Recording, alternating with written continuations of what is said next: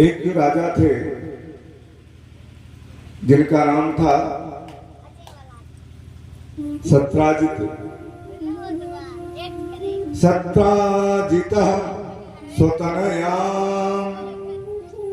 कृष्णाय कृत बिल्विषः श्यमन्तकेन मणिना स्वयं मध्यमं प्रदत्तवान्। सत्राजित बड़े धर्मनिष्ठ राजा थे। भगवान सूर्य के बहुत बड़े उपासक थे और प्रातः काल से लेकर के सायंकाल तक भगवान सूर्य की आराधना करते। एक बार सूर्य भगवान प्रकट हो गए उनके सामने। अरे सत्राजित, बताओ तुम्हें क्या वरदान दे, मांगो। सत्राजित ने कहा, महाराज आपका साक्षात दर्शन हो गया, इससे बढ़िया और क्या है। अरे जो इसका साक्षात्कार आपसे हो जाए तो फिर कोई कामना रह सकती है क्या। आप तो त्रैलोक्य के साक्षी देवता है, मुझे कोई चीज की आवश्यकता नहीं है, बस आप ही ऐसी कृपा बनाए रहे।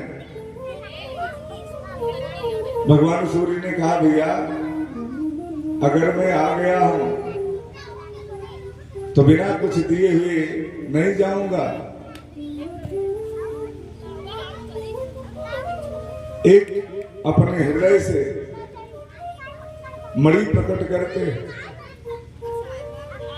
और जिसका तेज भगवान सूर्य की तरह ही है, और वह सत्राजित को प्रदान कर देते हैं और कहते हैं, भैया यह मणि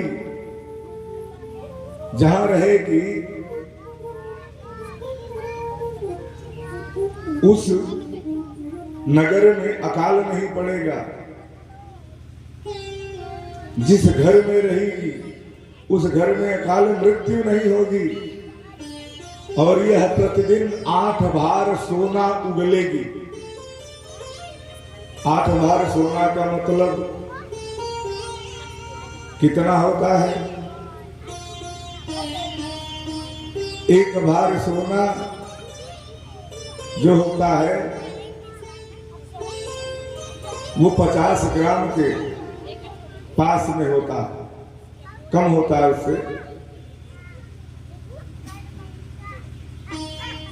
ठीक है महाराज जी, अब उस श्यमंतक को लेते हैं तो आज सत्राजित भी सूर्य की तरह मणि के प्रभाव से चमकने लगते। सत्राजित 2 भाई हैं, एक प्रसेनजित छोटा भाई, बहुत छोटा, और सत्राजित। और इस कथा को थोड़ा आप लोग ध्यान से सुनेंगे, क्योंकि ये कथा 2 विवाह की कथा, साथ में याद रखिएगा सत्राजित की कथा और जाम्बवंती की कथा। ये 2 कथा अगर आप हृदयांगम कर लेंगे तो जो भादव का चौथ का चंद्रमा वर्जित है देखना, कदाचित आपने देख लिया तो निश्चित है कि आपको लांछन लगना ही लगना है। नहीं कुमारकी का लगेगा तो चोरिये क्या लगेगा, लगेगा जरूर। भगवान द्वारिकाधीश ने भी चौथ के चंद्रमा का दर्शन किया था। मंदोदरी ने रावण को समझाया था कि सीता को इसी तरह से त्याग दो जैसे तदहु चौथ के चंद किनारे, जैसे चौथ का चंद्रमा भादों की चंद्रमा का दर्शन नहीं करना चाहिए। वैसे मैं आपसे कहती हूं कि सीता जी को क्या करूं, भगवान द्वारिकाधीश ने भी दर्शन किया था। और इस तरह से सत्राजित जब मणि पाता है बड़ा प्रसन्न हो जाता है। और हम लोगों का ये स्वभाव है कि जब कोई अलौकिक चीज पाते हैं तो समाज में उसका प्रचार करते हैं। जो प्रचार करने की चीज है उसका प्रचार नहीं करते, जो गुप्त रखने की चीज है उसी का प्रचार करते हैं। जैसे हमें सनातन धर्म का प्रचार करना है तो वो नहीं करेंगे, वैष्णव धर्म का प्रचार करना है तो नहीं करेंगे, शाक्त का प्रचार करना है तो नहीं करेंगे। हमारा कहने का मतलब जो दिखाना है, तिलक नहीं लगाएंगे, यज्ञोपवीत नहीं धारण करेंगे, जो हमारे ज्ञान का भंडार सिखा है वो सिखा नहीं रखेंगे। तो क्या करेंगे, सिखा के बदले यहां रख लेते। हाँ, और जो कहिए तिलक लगाओ, अरे बाबा जी हमारे फ्रेंड थोड़ा बड़े ऊंचे क्वालिटी के हैं, वहां ये तिलक विलक नहीं चलता। वहां टाई पहन के जाता हूं तो जनेऊ कैसे निकालूंगा कान पे चढ़ाने के लिए। जैसे जनेऊ कान पर चढ़ाऊंगा तो लोग सोचेंगे कभी तो ये गंवा रही। अरे भैया, अगर तुमको इतना अपने आप पर शर्म आ रही है तिलक लगाने से, चुटिया रखने से, यज्ञोपवीत पहनने से, तो चुल्लू भर पानी लो और नाक रगड़ के मर जाओ। क्यों? तूने, अरे दूसरा कोई अपनी माँ बाप को गाली देता है तो मार कर लेते हो, और तुम स्वयं ही अपने धर्म परंपरा का अपमान कर रहे हो, अपने पिता का अनादर कर रहे हो। जिस परंपरा से तुम्हारे पिता है उसकी परंपरा क्या है? करेंगे क्या? मोबाइल ले लेंगे, पान की दुकान पर चले जाएंगे, वहां से सिगरेट ले लेंगे, पनामा फिल्टर, क्या फिल्टर आता है, बहुत सिगरेट आता है,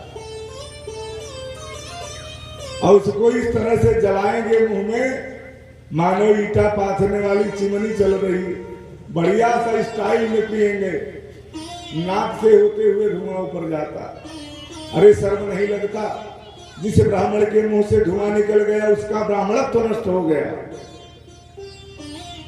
जिस ब्राह्मण ने मदिरा का एक बार सेवन कर लिया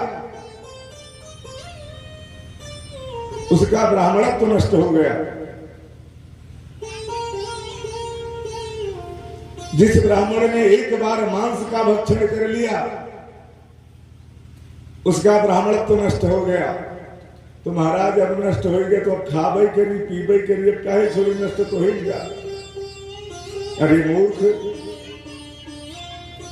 यह मानव तन ऐसा है कि चाहो तो इससे बेड़ा पार हो जाए और चाहो तो बेड़ा गर्क हो जाए। अजामिल ने अंत समय में भगवान का स्मरण किया, उसने तो सब कुछ किया था, मदिरा पान भी करता था, मांस भक्षण भी करता था, यहां तक कि लोगों को मार भी डालता था, उनके धन का हरण कर लेता था। लेकिन भगवान की इच्छा और भगवान का कथन ये है कि ये यथा माम प्रपद्यन्ते तास तथैव भजाम्यहम्। जो मुझको जिस भाव में जपता है मैं उसी भाव में प्राप्त होता। भया कंस भय से जपता था, गोपियां प्रेम से जपती थी, कंस द्वेष करके जपता था। तो जो जिस भाव से भगवान को जपता है भगवान उसी भाव से उसको मिलते हैं। इस तरह से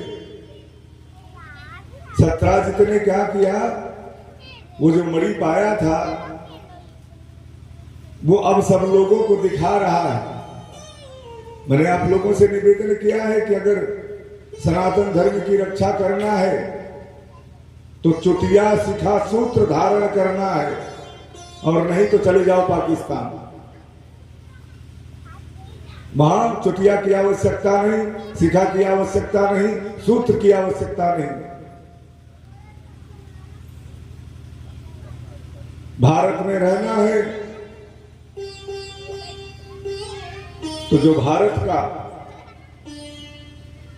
कार्य है, भारत की परंपरा है, आर्यावर्त की परंपरा है, सनातन धर्म की परंपरा है, उसका निर्वहन करना होगा। मान रहा हूं नित्य अभी नहीं कर रहे हैं तो भूल जाएंगे, यज्ञोपवीत अशुद्ध हो जाएगा तो रोज कहाँ मिलेगा। पंडित जी 51 रुपया पंडित जी को देते हैं तो जनेऊ देते हैं। तो मैं आपको सहज में बता रहा हूं कि आप दिन प्रतिदिन उस जनेऊ को आप शुद्ध कर लेंगे। माना कि आप लघु शंका गए, नहीं चढ़ा पाए, जनेऊ अशुद्ध हो गया, लेकिन तब भी चढ़ाइए। जब स्नान करने लगी सुबह तो यज्ञोपवीत को ऐसे निकालिए और भगवान सूर्य को दिखा करके 24 बार गायत्री मंत्र का पाठ कीजिए और उन तीनों ग्रंथियों पर उसको फूंक मारिए 3 ठो, जनेऊ आपका पुनः शुद्ध हो जाएगा। क्यों? कि गायत्री मंत्र ही एक ऐसा मंत्र है कि जो समस्त देवताओं में संलग्न है। चाहे वो महारुद्र की कोई भी माला मंत्र हो, वैष्णव की हो, सब जगह है। ब्राह्मणों के लिए तो गणेश और गायत्री द्वितीय देवता है प्रमुख। भगवान श्री हरि तो तीसरे नंबर पर पहुंचते। तो इसलिए तिलक रोज लगाइए, तिलक लगाने से शर्माइए मत, क्योंकि यहां हमारा ज्ञान चक्षु होता है। जो कहते हैं भैया त्रिनेत्र है, भगवान शिव का त्रिनेत्र वही होता है जहां तिलक लगाया जाता है। और जब दिन प्रतिदिन आपका हाथ तिलक लगाने के लिए दबाव बढ़ाता है तो उस आत्म चक्षु के प्रभाव से आपको आत्मज्ञान होने लगता है। और जैसे जैसे आप शिखा को बढ़ाते हैं, अपनी लंबी करते हैं, उस प्रकार से भगवान की किरणों का प्रकाश, जो ज्ञान का प्रकाश है, वो शिखा के माध्यम से होकर के आपके मस्तिष्क में आता है और वो हृदयंगम होता है। और यज्ञोपवीत धारण करने से कई फायदे हैं। कान पर चढ़ाएंगे, लघु शंका गए हैं, दीर्घ शंका गए हैं तो हार्ट अटैक कभी नहीं होगा, ब्लड प्रेशर से मृत्यु कभी नहीं होगी जब तक कान पे यज्ञोपवीत है। आप किसी भी साइंटिस्ट से यह पता कर सकते हैं कि अगर कान को हमने इस तरह से दबाया है तो क्या हार्ट अटैक हो सकता है? नहीं होगा। तो इस तरह से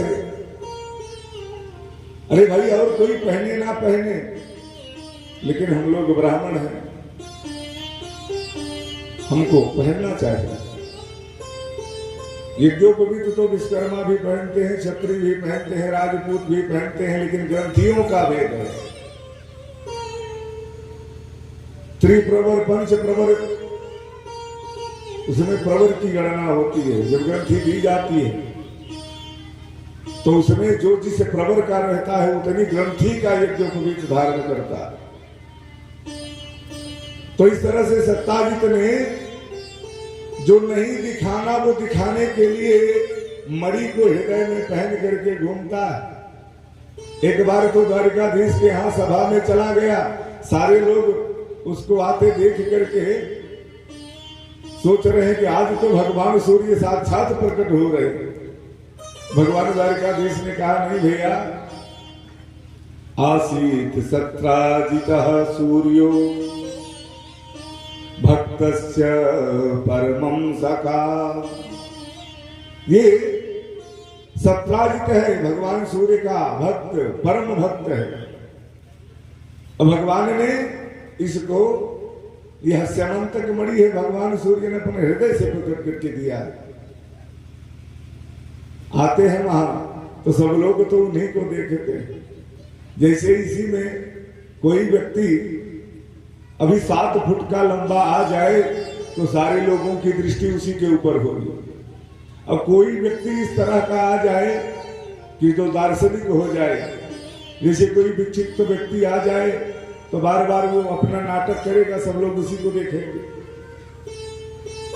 सत्याजित को ही देख रहे हैं। अब जब जाने लगा तो मंत्रिमंडलों ने कहा, भैया अरे हमारे राजा तो श्री श्री श्री 1008 राजाधिराज महाराज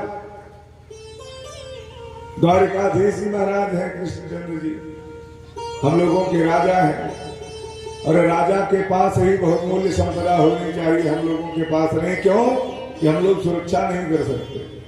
तो एक काम करो, यह मणि भगवान कृष्ण को अर्पित कर दो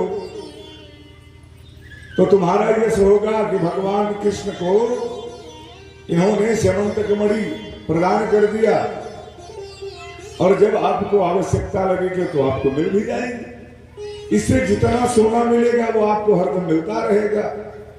अब कहा हाँ भाई, तपस्या मैंने की, मणि मैं पाया, अब दे दूं कन्हैया को। ऐसे कैसे होगा भाई, नहीं हो सकता। जैसे हम आप लोग हैं, एक पिता की 2 संतान है या एक कई संतान है। एक बड़े शास्त्री जी आए, आचार्य जी, व्याकरणाचार्य जी, उन्होंने कहा अपने पुत्र को हमको दे दो। तो कहते हैं हाँ महाराज यह है तो कैसो, बहुत सिल पाथर पूजे पे एक लड़का मिलागा और हो ले जाए कि पंडित बाबा बनाए दे दो। आप कहूं अगर जोगी नहीं कर गए तो क्या हो, हमारे वंश परंपरा कैसे चले।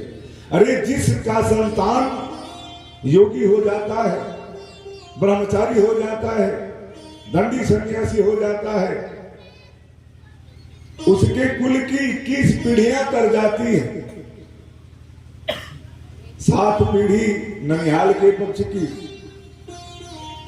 7 पीढ़ी अपनी और 7 पीढ़ी आगे आने वाली, ये तर जाती है। कभी भी कोई कष्ट नहीं होता। वहां के पितर प्रसन्न तो होते ही हैं, लेकिन उनको मोक्ष हो जाता है, भगवान के वैकुंठ धाम को प्राप्त हो जाते हैं। सत्याजित वहां दिया नहीं, चला आया और बहुत दिन बीतता रहा। एक दिन उसके भाई का जन्म दिवस था तो अपने भाई से बड़ा स्नेह करता। माता पिता तो थे नहीं, भाई छोटा था। सत्याजित की धर्मपत्नी और सत्याजित और वही प्रसेनजित। तो प्रसेनजित का उस दिन बर्थडे था, जन्म दिवस। तो सत्याजित प्रसेनजित से बहुत स्नेह करता, कोई भी बात ना उसके लिए नहीं थी।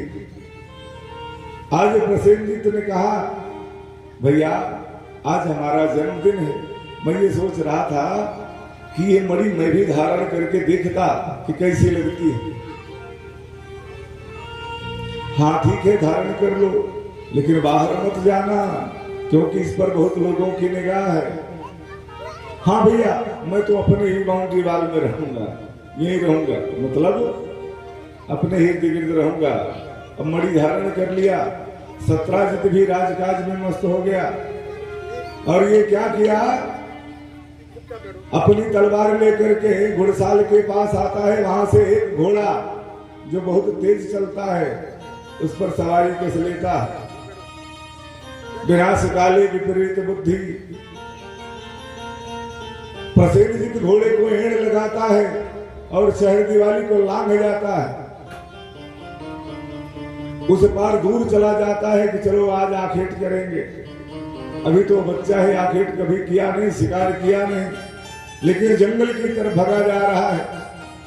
दैवी योग से आगे एक सिंह दिखाई दिया और जैसे ही प्रसेनजित को सिंह देखता है तो उस मणि के चमक को शेर बर्दाश्त नहीं कर पाता, भागने लगता है। तो प्रसेनजित सोचता है ये मुझे डर करके भाग रहा है और उसका पीछा कर लेता है। और शेर देखता है कि चमक तो मेरा पीछा ही नहीं छोड़ रही है, उल्टा वो हमला कर देता है प्रसेनजीत के ऊपर और प्रसेनजीत नीचे गिर जाता है, उसको मार डालता है, घोड़े को भी मार डालता है शेर। और वो जो मणि है उसको कौतूहल बस अपने मुंह में दबा करके आगे चलता है। कुछ ही दूर गया था, उधर से जाम्बवंत जी आ रहे थे और देखा कि शेर का मुंह आज इतना क्यों चमक रहा है, कोई तो बात है। अब जाम्बवंत जी से और उस शेर से युद्ध हो जाता है। कालांतर में जाम्बवंत जी उस शेर का वध कर देते हैं और मणि को उसके मुंह से निकाल करके लेके जाते हैं। जाम्बवंत के पास एक पुत्री है, उसको समर्पित कर देते हैं, बेटा लो इसको खेलो। जाम्बवंत जी को ये पता नहीं कि इसका प्रभाव क्या है। अब वो तो छोटी सी भलुनी है, जाम्बवंत भाई भालू की बिटिया तो भलुआ ही होगी।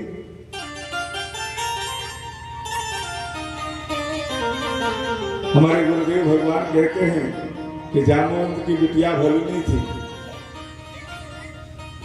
अब वो उससे बहुत खेलती। अब जब प्रसेनजीत कुछ देर तक घर पे वापस नहीं आया इधर, तो सत्राजित को बड़ी चिंता होने लगी। अपने गुप्तचरों को इधर उधर दौड़ा देता है, प्रसेनजीत तो नहीं मिल रहा है, रात काल होने लगा। अब बड़ा भयभीत हो, घुड़साल में पता लगा कि वो तो रणबांकुरा घोड़ा लेकर के छर दिवाली को हिलान करके चले गए। अरे बाप रे बाप, अब खोजा जाने लगा, कहीं पता न लगे। अब तो सत्राजित के मन में भयाक्रांत हो गया, ओहो कहीं द्वारिकाधीश की चाल तो नहीं।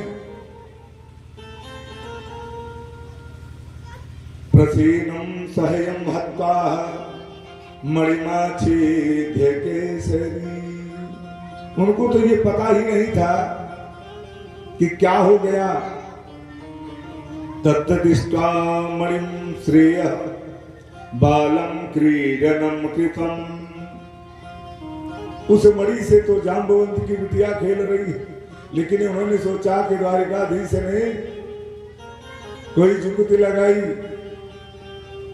अपने किसी गुप्तचरों से हमारे भाई प्रसेनजीत का अपहरण करवा लिया और उसका वध करवा दिया समंतक मणि को हासिल करने के लिए।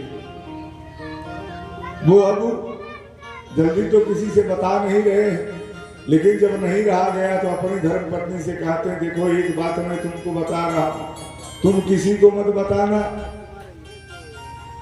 तुलसीदास जी ने मैया लोगों के ऊपर थोड़ा व्यंग भी मारा है।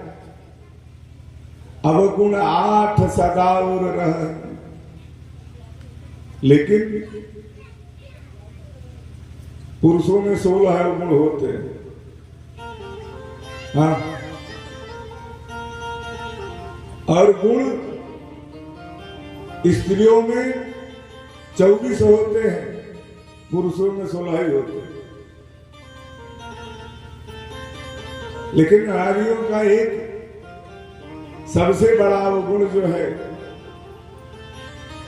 10 रोटी खा लेंगी पच जाएगा, लेकिन एक बात अगर कह दो कि इसको गुप्त रखना है, जो चीज का प्रचार करवाना हो आपको, एक गांव में प्रचार हो जाए तो अपनी धर्म पत्नी से कहो, देखो ये तो मैं तुमको अपना जान के बता रहा हूं, इसको किसी को मत बताना, तो गांव भर में बात फैल जाएगी। सत्राजित की पत्नी ने कहा, नहीं महाराज मैं क्यों बताऊंगी, अरे आप तो हमारे प्राणनाथ हैं और आपकी बात तो मैं गुप्त रखूंगी। जो 4 दिन रही, लेकिन अब वो तो खौल रहा है, किससे कह दे। उनकी जो प्रधान दासी थी बड़ा स्नेह करती थी उससे, और दासी भी इनको बड़ा स्नेह करती थी। दासी से कहा, दासी एक बात मैं तुमसे बताऊं, लेकिन तुम किसी को बताना। उसने कहा, हाँ क्या गरज पड़ी है सागर की, जाकर तल ही से मेल करे, हम क्यों बताएंगे किसी को, बताओ बताओ। वो सारा हाल बता देती है। कि लगता है द्वारिकाधीश ने प्रसेनजीत का अपहरण करके वो मणि ले लिया, घोड़े को भी मरवा डाला होगा, प्रसेनजीत को भी मरवा डाला होगा। अरे ये तो कहने की थोड़ी बात है। लेकिन अब वो जब अपने घर गई तो वहां गांव में भी सखी बन जाती है, बड़ी देवराना जेठाना होता है। अरे सखी एक गुप्त की बात बताऊं, लेकिन किसी को बोलना मत। क्या? वो उनको बता देती, किसी को बताना। अब धीरे धीरे करणे करणे जपन जनाहा, वो एक कान से दूसरे कान, तीसरे चौथे पचवें, अब पूरे नगर में ढिढोरा हो गया कि द्वारिकाधीश ने उस मणि के लिए प्रसेनजीत का वध करवा दिया। द्वारिकाधीश ने मुझे बताओ बाबा, मैंने चोरी किया नहीं, नाहक मुझको इल्जाम लग रहा है। द्वारिकाधीश आते हैं और यहाँ पता लगाते हैं भैया कैसे कैसे क्या हुआ। तो जो सही से घोड़े का रखवाला, जो घोड़े को दाना देता है, खरौचा लगाता है, वो बताता है कि प्रसेनजीत ऐसे यहाँ से छलांग लेकर के घोड़े से गए, पता नहीं लगा। खैर परमात्मा तो अंतर्यामी है, सब कुछ जानते हैं, लेकिन वो धीरे धीरे निकल करके जाते हैं। अब जंगल में पहुंच जाते हैं, वहां देखते हैं तो वहां प्रसेनजीत का छत बिछत सब हड्डी का ढांचा पड़ा हुआ है। आगे देखते हैं तो वहां घोड़े का ढांचा पड़ा है, लेकिन वहां और कोई दिखाई नहीं दिया, मणि नहीं मिली। वहां से शेर के पंजे की पहचान है।